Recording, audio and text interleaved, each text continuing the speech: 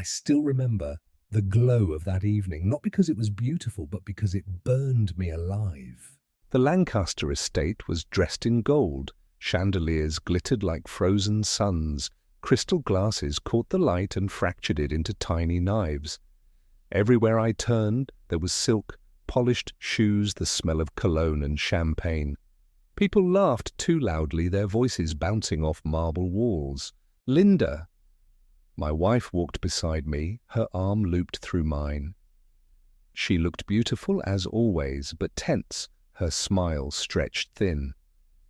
I could feel her fingers pressing against my sleeve, not with affection, but with warning.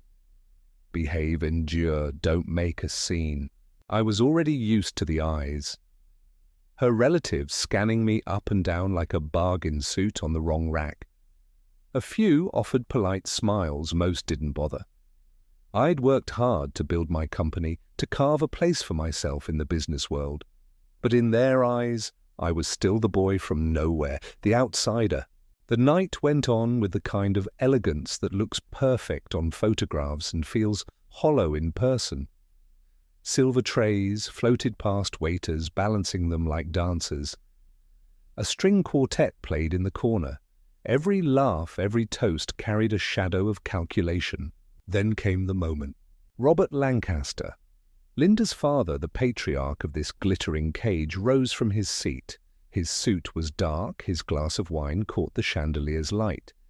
Everyone turned toward him. He lifted his glass higher, his smile practiced, his voice rich and heavy with authority. 70 years, he declared. 70 years of building, of leading, of protecting this family name. Polite applause broke out. I clapped too, because that's what you do, but then he turned his head, slowly, and his eyes locked on me. And yet he said, voice dipping, slicing through the music.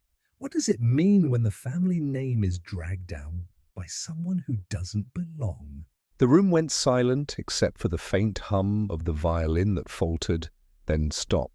He smiled wider, crueler. A son-in-law should bring honor. A son-in-law should make a family stronger. But you... He let the words hang, savoring them.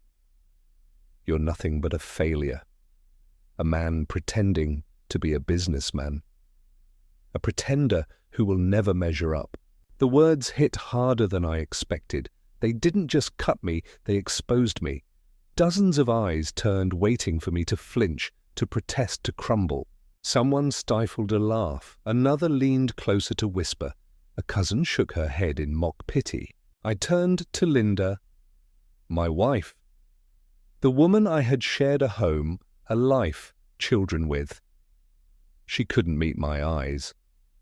Her face was pale, her lips pressed tight. She didn't defend me, she didn't even move. I felt heat rise in my chest, not just anger, but humiliation. My hands trembled against the napkin on my lap. I could feel the weight of my entire life pressing down, the years of struggle, of clawing my way up, of building something from nothing. And here, in a single sentence, he tried to erase it all. I folded the napkin, carefully set it beside my untouched plate. My voice came out calm, too calm. "Thank you for dinner," I said, rising slowly. "And thank you for being honest." The silence was a storm.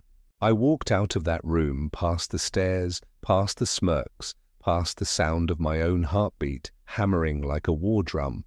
I walked down the long hallway, past oil paintings of ancestors, staring down with disapproval, past servants who quickly looked away past the Bentley Robert had bragged about earlier, parked like a trophy at the front of the drive. And I stepped into the night air, sharp and cold. I made it to the car.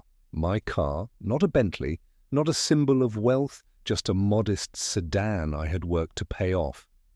I unlocked the door, slid in and tried to breathe. Then Linda appeared, rushing her heels, clicking against the stones. She opened the passenger door, slid in her face, flushed with panic. "Daniel, wait," she said, her voice shaking. He didn't mean. I laughed, short and bitter. Didn't mean he said exactly what he meant.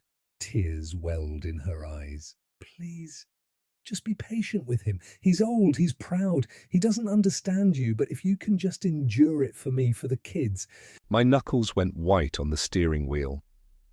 I stared straight ahead at the glowing gates of the estate. My chest felt like it was caving in. "And what about me?" I whispered. "Who endures for me?" She looked at me then finally, but she didn't have an answer. I turned the key, the engine rumbled to life. We drove away in silence, the mansion shrinking in the rearview mirror, its lights glittering like stars I was never meant to touch. But something inside me shifted that night. Something cracked. And though I didn't know it yet, nothing would ever be the same again. The drive home that night was silent. Linda sat beside me, her face turned toward the window, her reflection caught in the glass, blurred by streaks of passing lights. I wanted to speak, to demand something, an explanation, a defense, anything.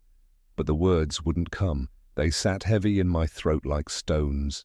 When we pulled into the driveway, she opened the door before I even stopped the car. She walked inside without looking back. I stayed there, gripping the wheel until my hands hurt the engine ticking softly in the dark.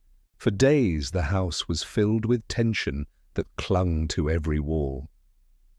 She moved quietly, avoiding me, her footsteps careful, her eyes down. Our children watched from the sidelines, confused, silent, their questions left unspoken.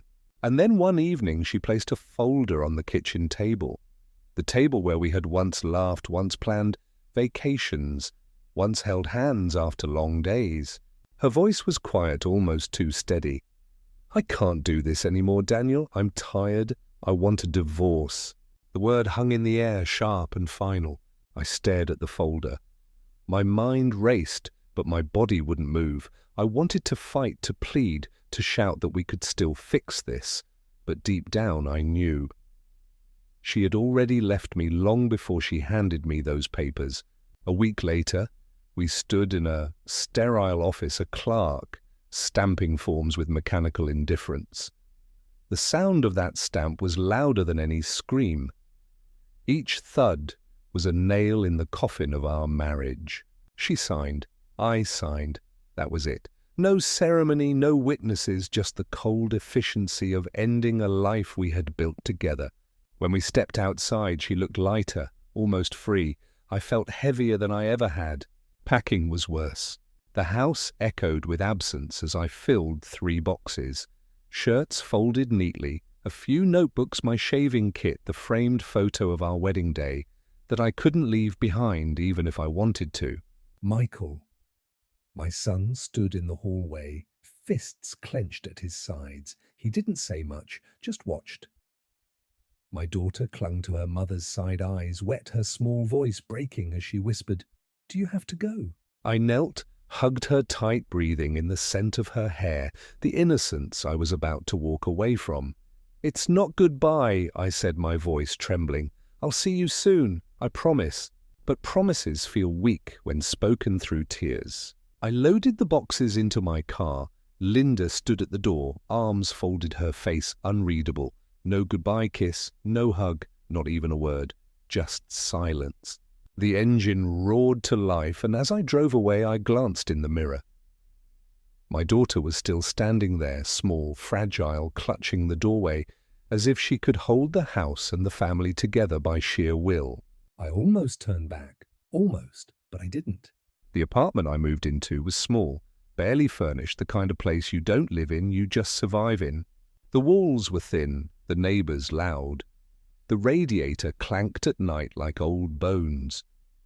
The window faced a brick wall, no view, no sky, just red bricks stacked like the weight of everything pressing down on me. Dinner was instant noodles eaten alone on a folding chair. Sometimes I left the TV on just to drown out the silence, but it didn't help. The silence lived inside me, not around me. I taped a single photo on the wall, our family years ago, smiling at a picnic. I stared at it for hours that first night, wondering how something so warm had turned so cold. Every corner of that apartment whispered failure. Every creak of the floorboards echoed Robert's words, a pretender, a failure, a man who doesn't belong. And for the first time in my life, I wondered if he had been right. The apartment was quiet, but not the kind of quiet that soothes you. It was the kind that pressed against your chest, the kind that reminded you with every breath that you were alone. I tried to focus on work. I told myself that if I could rebuild my business, maybe I could rebuild myself. I poured hours into emails, calls, proposals. I worked late into the night, my eyes burning, my head heavy, chasing the illusion that productivity could silence pain. But the world doesn't pause for heartbreak. Clients withdrew.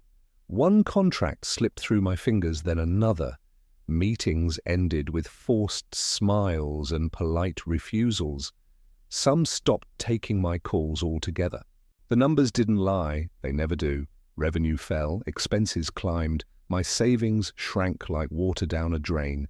One evening, my accountant called. His voice was careful, too careful. Daniel, unless something changes, you won't make payroll next month. I sat there in the dark, phone still in my hand after the call ended, staring at the cracked paint on the wall. My employees had families, children rent to pay. They trusted me, and I was failing them. I saw my car. The buyer handed me a check, smiling like he'd won something. I watched as he drove away, the taillights glowing red, until they vanished. That car had carried my children to school, carried Linda to dinners, carried us to vacations that now felt like memories from another life. And now it was gone. I walked home in the rain. The streets were slick. The lights blurred, each drop of water heavy against my skin. People hurried past with umbrellas, but I didn't bother. I wanted the rain to wash something away, though it never does. By the time I reached the apartment, I was soaked, shivering. I made instant noodles, the steam fogging the small window. I sat on the folding chair, hunched, staring at the rising steam until it disappeared, just like everything else. At night, I couldn't sleep. I lay in bed, the ceiling above me, a blank canvas for every cruel thought. Robert's voice played over and over in my head, a pretender, a failure. Each word like a hammer strike. I thought about Linda. Was she happier without me? Did she lie awake too? Or was she finally at peace? I thought about my kids. Were they ashamed of me? Did they believe their grandfather's words? Sometimes I scrolled through old photos on my phone. Michael as a boy holding a baseball bat too big for his hands. My daughter wearing a paper crown she'd made in art class, grinning like she was royalty. Linda laughing at something I'd said, her eyes crinkled at the corners. I would stare at those pictures until my vision blurred, until my chest ached, until I finally closed my eyes. But the sleep never came easy. And when it did, it came with dreams that hurt more than reality. The kids grew distant. Michael answered my texts with one-word replies. Busy? Fine, later. My daughter sent emojis instead of sentences, a heart, a smile, then silence. I tried calling sometimes, but the phone rang and rang, then went to voicemail.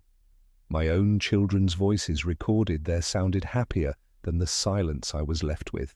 I told myself they were busy, school friends, their own lives, but deep down I knew I was drifting away from them like a ship, pulling farther and farther from shore. And standing at the window of that small apartment, staring at a brick wall, I felt something I'd never let myself feel before.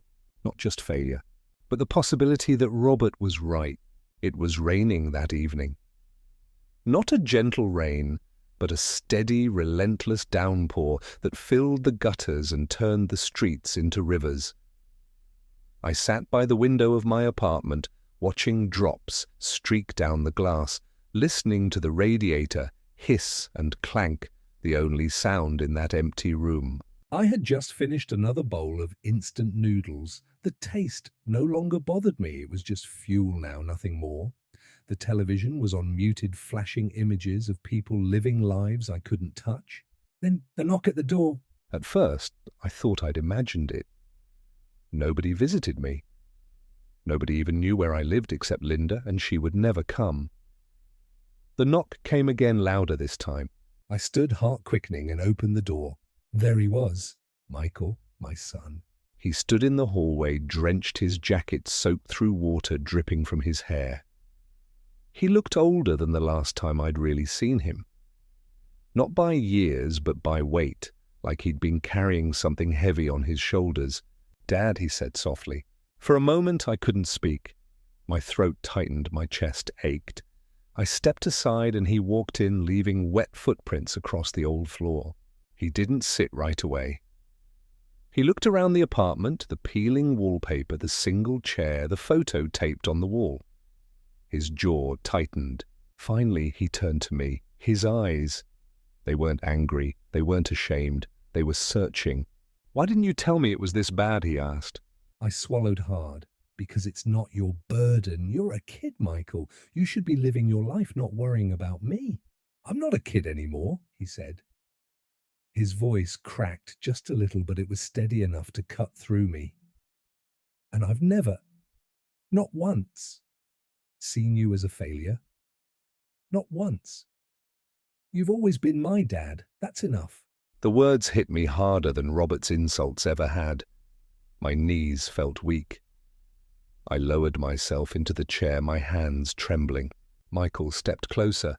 "You're not a failure, Dad. You're just lonely. And maybe you don't know how to ask for help." Something inside me broke. All the walls I had built, the pride I clung to, the silence I carried, they all shattered. My vision blurred, my chest heaved, and before I could stop it, tears ran down my face. I hadn't cried in years, not like this. Michael knelt in front of me, his hand on my arm. "We still need you. Me, Emily, even Mum. You think you lost us, but you didn't. You just stopped reaching."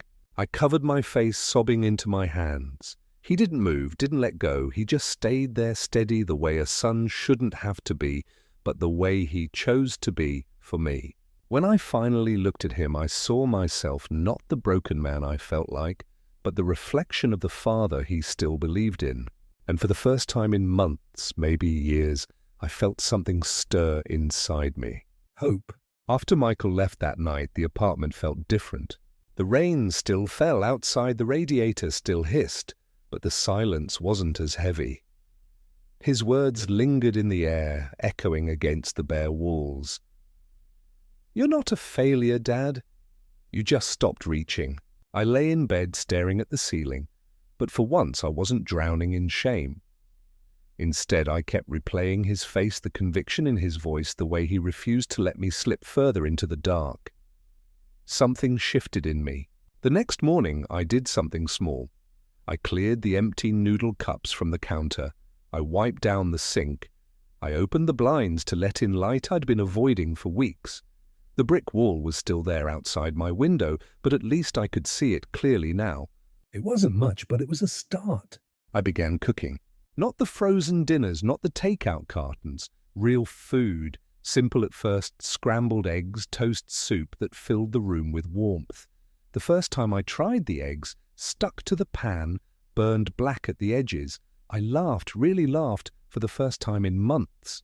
I started calling Emily in the evenings. At first, she answered with hesitation, her voice small, unsure. But when I asked about her day, her school projects, the art she was working on, she began to open up. One night, she told me, giggling, that she'd drawn a cartoon version of me with a chef's hat. I pinned that little sketch to my fridge like it was priceless. Michael came by again. This time I cooked pasta for him. He teased me about oversalting it, but he ate every bite. The look on his face, the pride, the relief, was worth more than any business deal I'd ever signed. Work didn't fix itself overnight, but I stopped treating it like my only lifeline. I scaled back, focused on what mattered. Instead of chasing every client, I nurtured the ones who still believed in me. I let go of the obsession to prove myself, to silence Robert's voice, because Michael was right. It was never about proving I belonged to them. It was about showing up for the ones who already belonged to me. The apartment slowly transformed. I bought a second chair so my kids wouldn't have to sit on the floor when they visited. I put up small notes on the fridge, reminders not just to buy milk or bread, but to call Emily, to text Michael, to breathe. On weekends, I took walks with my son. No big plans, no expensive outings, just quiet time in the park, talking about baseball, movies, life. Emily joined, sometimes holding my hand as we fed ducks by the pond. The world hadn't suddenly become easy. I was still divorced. Money was still tight. Robert's shadow still loomed in the background. But for the first time in a long time, I didn't feel hollow. I felt present. One night after Michael and Emily had gone home, I sat at the kitchen table with a cup of tea.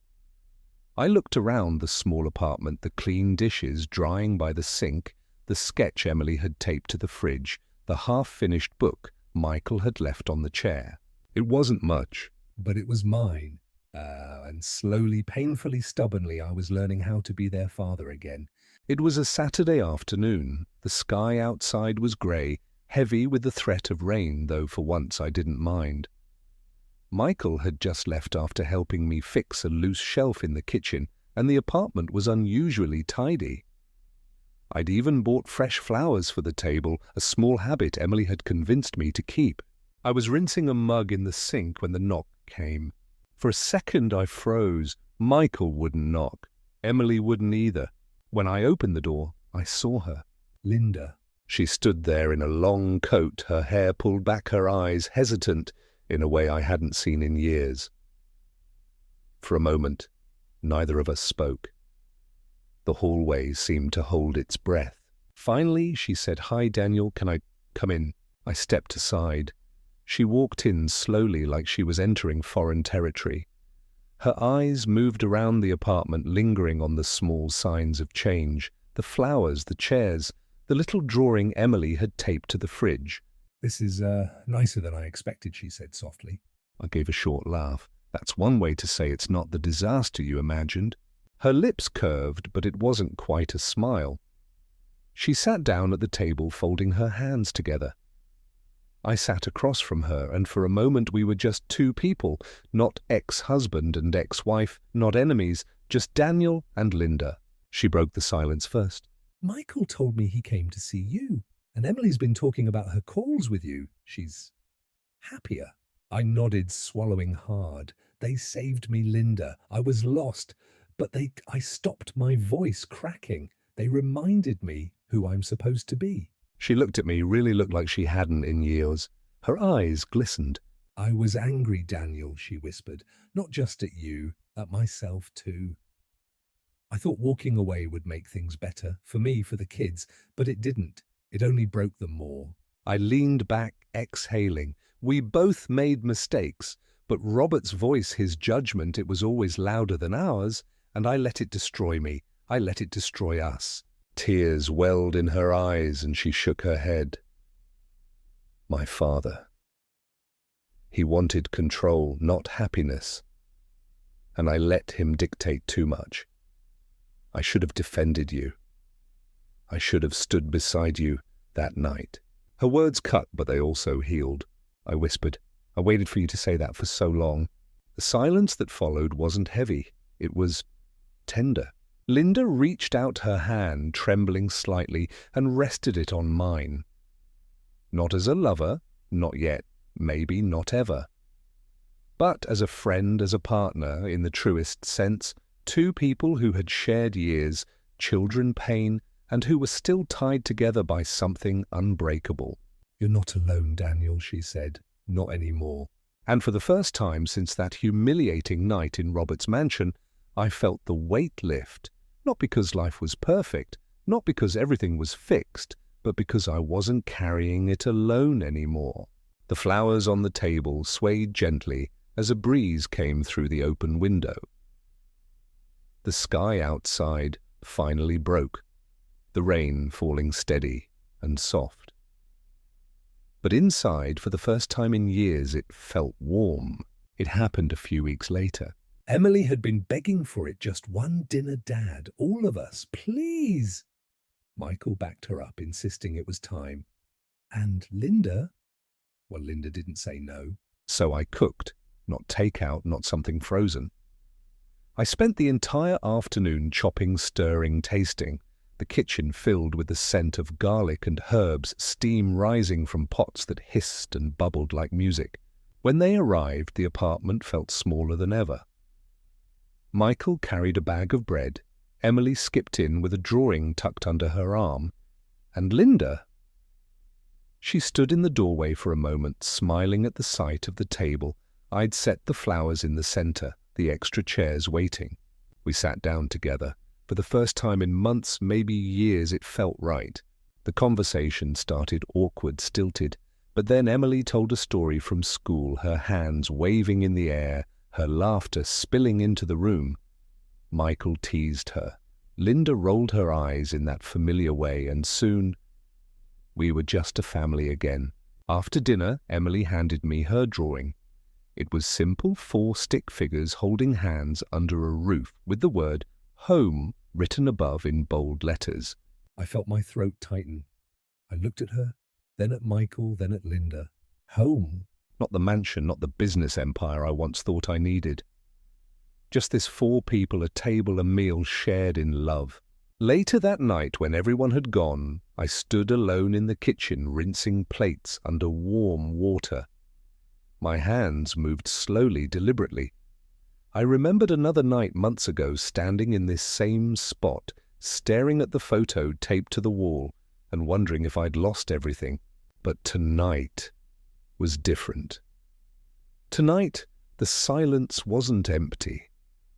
It was full with echoes of laughter, the clatter of forks, the warmth of voices still lingering in the air. I dried my hands, sat down at the table, and stared at Emily's drawing one more time. A family, not perfect, not fixed by a piece of paper, but alive, healing. And in that moment, I knew something I hadn't known for a long, long time. I wasn't a failure. I was a father. And somehow that was enough.